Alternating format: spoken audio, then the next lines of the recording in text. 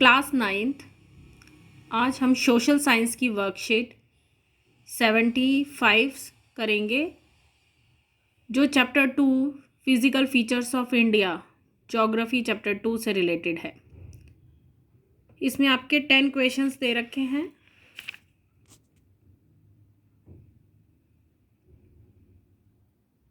Question number जो 6th है, that is source based question. You have to read the paragraph and answer the question. So we start with the question number 1. First, the land between two rivers is called A. Doab, B. Doon, C. Droni, D. Mahakhad Gorge. तो इसका answer है, answer number 1 is A. Doab. Doab is made up of two words. Do meaning two, ab meaning water.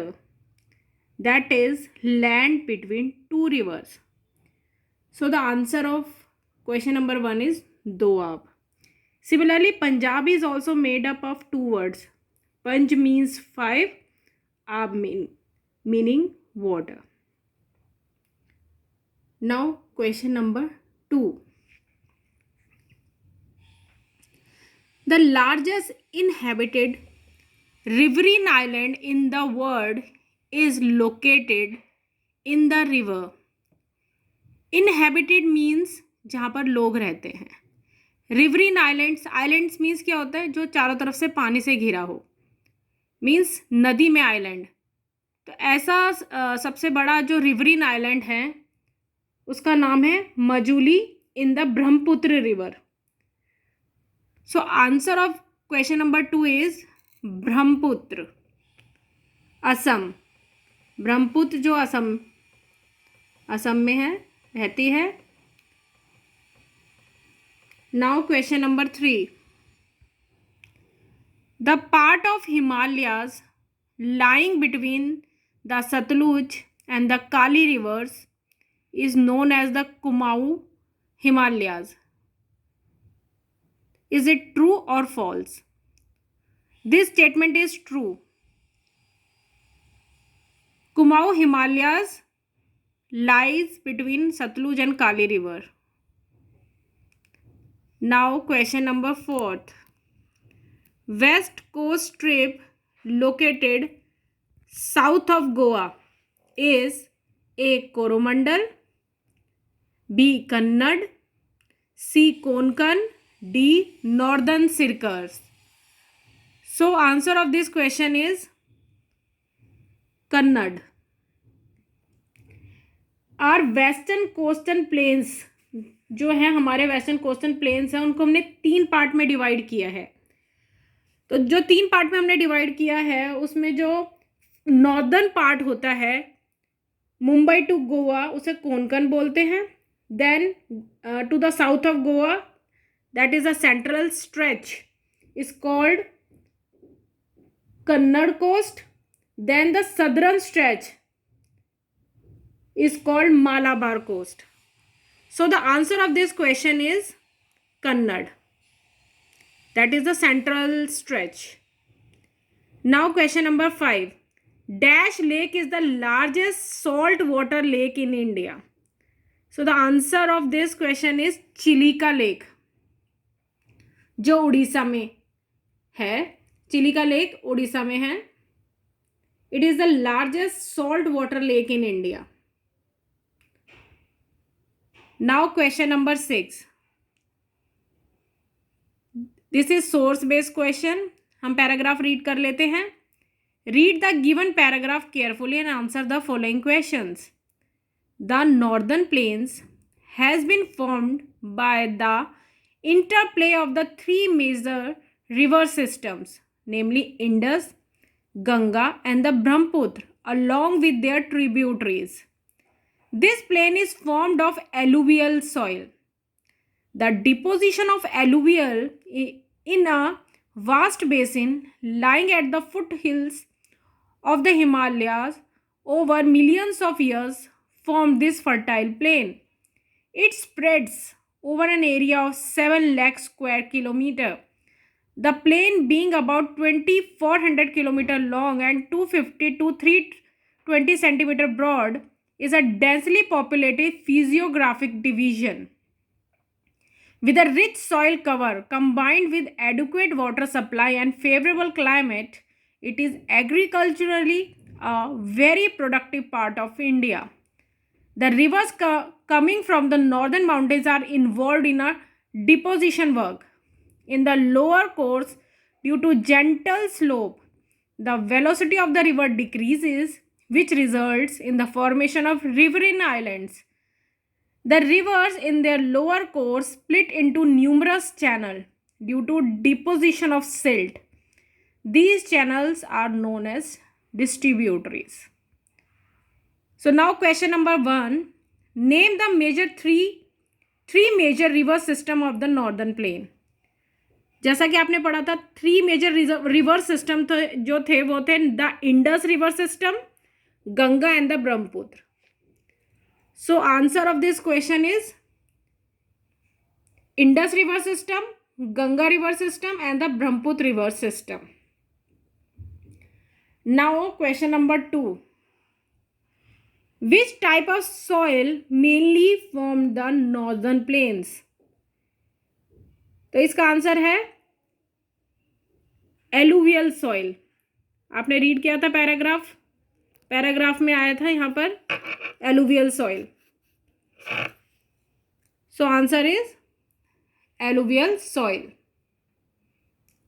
Now question number 3. Why are the riverine islands formed? Riverine islands क्यों बनते हैं? Basically riverine island जो होते हैं वो lower course में बनते हैं.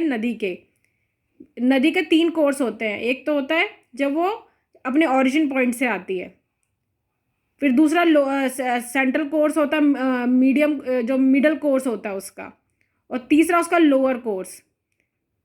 तो लोअर कोर्स में उसकी स्पीड कम हो जाती है, जिस वजह से जो रिवरिन आइलैंड्स फॉर्म होते हैं. तो answer is due to the gentle slope in the lower course of the river, the velocity and the power of the river decreases, which results in the formation of riverine island. तो upper course, इसके जो नदी के तीनों course में से जो lower course होता है उसमें जाके रिवरिन आइलैंड्स फॉर्म होते हैं due to decrease in the speed. Now question number 4. Why is the northern plain a highly productive area in terms of agriculture? So answer number 4 is with a rich soil cover combined with adequate water supply and favorable climate, it is agriculture a very productive part of India. यहाँ पे जो soil होती है वो alluvial soil होती है जो बहुत ही ज़्यादा फर्टाइल होती है, और यहाँ पर नदियाँ भी बहुत सारी बहती हैं और क्लाइमेट भी बहुत अच्छा होता है, इसलिए यहाँ की एग्रीकल्चर जो होता है यहाँ पर, so it is agriculture a very productive part of India. This is 4th question of answer number 6. Now question number 7th.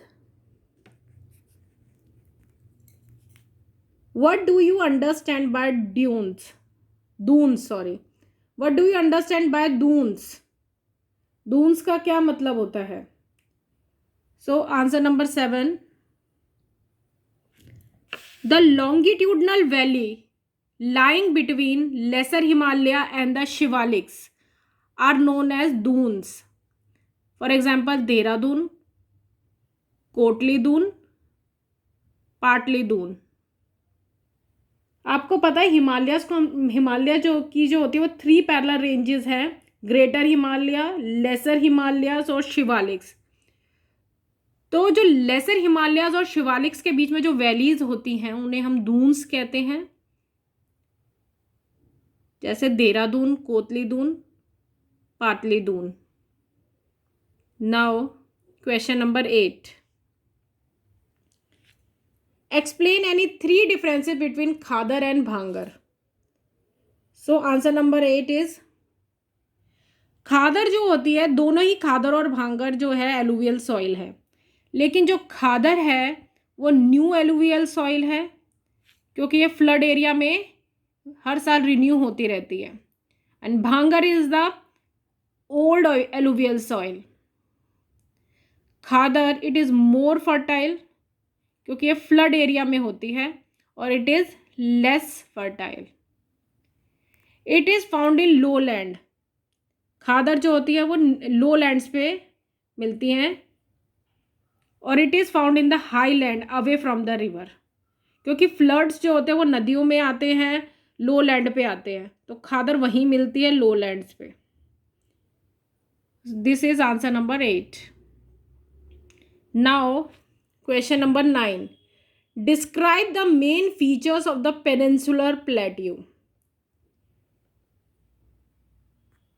First, answer number 9, peninsular plateau is a tableland composed of the old crystalline, igneous and metamorphic rocks. Second, it is a part of the oldest landmass, that is Gondwana land. Third, it can be divided into two parts, the Central Highlands and the Deccan Plateau.